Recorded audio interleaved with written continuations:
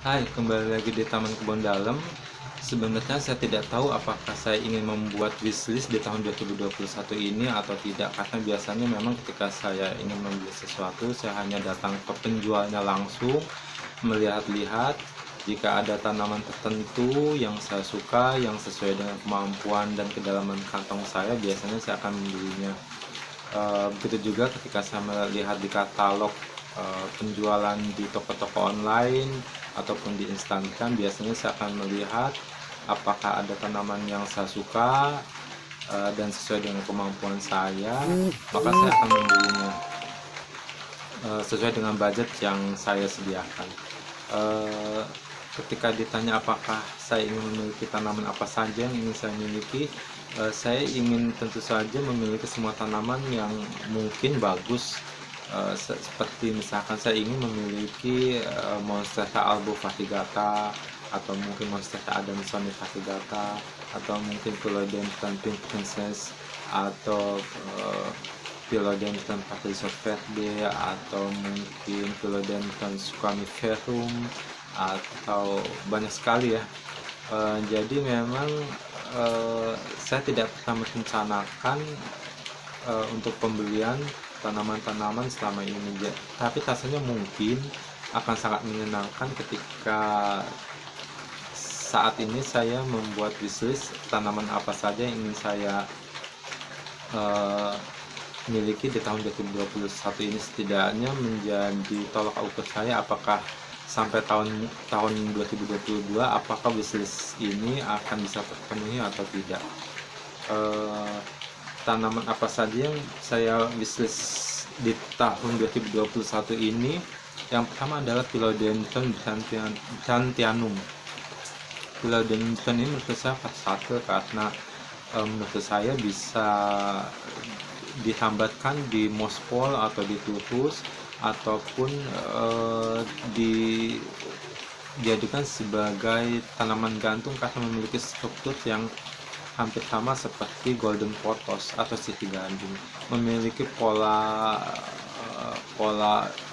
silvas yang eh, yang stabil, yang hampir, bukan hampir sama ya, jadi memiliki yang struktur silvat yang eh, rata pada daunnya, hampir sama seperti Monstera silvestrisana.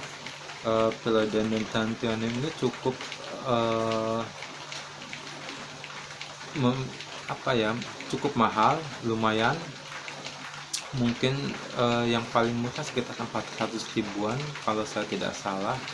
Eh, Seperti Philodendron yang lain, maka Philodendron Brandtianum ini juga bisa dijadikan tanaman di dalam ruangan untuk untuk pencahayaan hingga 50%, karena medium 50%, karena ketika di bawah medium 50%, mereka bisa bertahan, hanya tidak tumbuh dengan baik. Philodendron Brandtianum ini menjadi wishlist saya pertama di tahun 2021 ini. Saya sudah beberapa kali melihat penjual-penjual yang menjual Philodendron Brandtianum ini, cuma memang belum bisa saya dapatkan karena biasanya harganya mungkin terlalu mahal bagi saya, ataupun sudah sold out ketika saya mendapatkan harga yang cocok. Yang kedua adalah uh, Philodendron Billietiae Black, karena yang reguler itu memiliki tangkai yang berwarna oranye, sedangkan yang Billietiae Black ini lebih gelap dan memiliki daun yang uh, lebih dark tint, lebih gelap lagi daripada Billietiae yang biasa. Jadi karena saya sebenarnya sangat suka dengan tanaman-tanaman yang memiliki daun yang gelap, memiliki urat atau vein yang jelas, sehingga memiliki struktur dan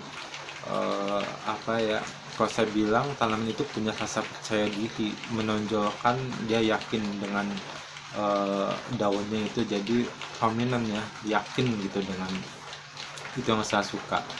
Yang ketiga adalah Philodendron hastatum.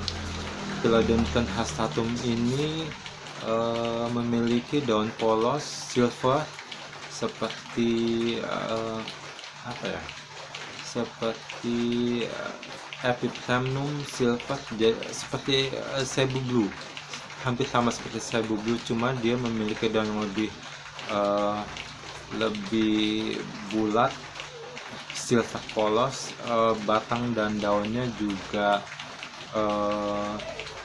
berwarna hijau polos, tidak memiliki gradasi warna yang lain, hanya hijau dan silver itu. Saya sudah pernah mencoba untuk membelinya, tapi ternyata yang saya beli ternyata bukanlah Philodendron hastatum, tapi setelah saya tanyakan kepada salah seorang teman saya, seorang penjual tanaman juga, bahwa itu adalah Epiphyllum silver. Mungkin ya, karena saya juga belum pernah melihat secara langsung Philodendron hastatum ini. Biasanya Philodendron hastatum ini disebut juga sebagai Philodendron silver sword. Ya, Philodendron silver sword memiliki harga yang cukup masih mungkin 100.000 masih bisa kita dapatkan untuk Philodendron hastatum dengan ukuran yang mungkin remaja sampai yang kecil. Jadi salah satu tip adalah untuk memiliki tanaman, jika memang tanaman memiliki harga yang mahal, adalah dengan membeli tanaman yang masih bayi atau masih kecil, jadi memiliki harga yang mungkin lebih murah. Yang keempat adalah Philodendron lupinum. Philodendron lupinum ini memiliki karakteristik yang cukup cukup menurut saya, karena daun mudanya akan berbeda ketika daun dewasanya tumbuh, jadi dia berubah bentuk, jadi cukup membuat kagum, karena daun mudanya berwarna hitam, dark green, memiliki bentuk bulat hati, tapi ketika dia dewasa dia akan memiliki seperti kuping ya, kalau dibilang seperti kuping begini di ujungnya, di ujung tangkainya. Jadi memang ada di slide berikut ya. Jadi memang memiliki bentuk daun dewasa yang sangat berbeda, sangat menarik bagi saya, karena untuk mendapatkan lupinum yang dewasa tentu saja membutuhkan waktu yang sangat lama, mungkin beberapa tahun. Bentuk dari daun yang remaja akan baru bisa berubah bentuk menjadi bentuk yang seperti dalam slide ini. Yang kelima adalah Syngonium erythrophyllum. Ini juga salah satu bisnis saya udah lama, karena sudah sejak tahun 2020 saya mencarinya, cuma memang belum rezeki saya, jadi saya belum bisa mendapatkan. Dengan harga yang di bawah 100.000 masih bisa, cuma memang biasanya karena sudah terjual dan stoknya biasanya sangat sulit, jadi memang agak sangat sulit untuk Syngonium erythrophyllum ini. Di beberapa penjual yang saya lihat di Instagram biasanya ada beberapa, cuma semuanya sudah habis dengan harga yang menurut saya terjangkau. Saya sangat suka Syngonium erythrophyllum ini karena memiliki daun yang berwarna gelap, hampir hitam, dark green. Syngonium ini karena memang tanaman yang juga sangat mudah, perawatannya dia sangat tidak rewel, dia tidak membutuhkan matahari yang mungkin bisa sampai dengan medium light, dia masih bisa tumbuh. Jadi sangat eh, sangat menarik untuk kita rawat Syngonium epitrophyllum ini, karena memang salah satu yang saya suka adalah tanaman yang berwarna hijau gelap. Yang ke 6 adalah ZZ Heaven. Ini adalah Zamifulca zamifolia dark. Jadi berwarna daunnya berwarna hitam gelap. ZZ ini termasuk tanaman yang sangat bandel, karena bisa tumbuh di dalam pencahayaan low light. Mungkin sekitar, kalau saya bilang ukuran saya adalah sekitar 25%, 50% hingga 25% pencahayaan masih bisa akan bertahan dan tumbuh, walaupun tentu saja untuk pertumbuhannya tidak sebagus ketika dia mendapatkan cahaya yang cukup. Jadi untuk bagian-bagian rumah yang memiliki cahaya yang kurang hingga pencahayaan di bawah medium 50% hingga 25%, ZZ ini akan sangat bertahan dan memberikan aksentuasi. Mungkin bagi teman-teman juga yang ingin memiliki tanaman, memberikan aksentuasi di pojok-pojok ruangan mungkin yang agak gelap. Jadi ZZ ini adalah salah satu rekomendasi saya di samping Sansevieria. Jadi ZZ ini saya sudah punya satu yang reguler. ZZ Heaven ini adalah salah satu wishlist saya. Harganya mungkin cukup terbilang mahal bagi saya, tapi mungkin saya bisa mendapatkan untuk yang ukuran kecil atau baby. Kita akan lihat nanti mungkin apakah saya bisa memilikinya atau tidak. Yang ke-7 adalah Capitoprota tetrasperma. Ini adalah, saya sangat suka sekali dengan Capitoprota tetrasperma karena tetrasperma sering dibilang sebagai monstera mini. Jadi memang karena memang bentuk daunnya yang hampir mirip dengan monstera king yang ada di belakang saya ini, cuma memang memiliki daun-daun yang membelah, tidak bolong-bolong sebenarnya. Yang saya tahu tidak bolong-bolong seperti monstera king, tapi membelah, memiliki daun ukuran yang tidak terlalu besar, sehingga untuk mungkin teman-teman yang memiliki rumah, memiliki ruangan yang tidak terlalu besar, ingin memberikan aksentuasi, ingin mensubstitusi dari monstera king, Capitoprota tetrasperma adalah salah satu pilihan yang tepat. Dia sangat mudah tumbuh karena memang aslinya adalah di dalam hutan hujan tropis seperti yang kita tinggal di Indonesia ini. Jadi sangat tepat sekali. Saya sudah pernah lihat dari harga Capitoprota tetrasperma yang saya lihat di Instagram, yang ditawarkan kepada saya adalah sekitar 145 ribuan, dan itu satu daun cacahan dan memiliki satu tunas. Jadi mungkin agak masih terbilang mahal kalau menurut saya. Jadi mungkin saya ingin dan saya akan mencari yang lebih memiliki harga lebih rendah dari Rp145.000. Apakah saya akan mendapatkannya atau tidak, kita lihat nanti. Kemudian yang ke-7 adalah Alocasia Jacqueline.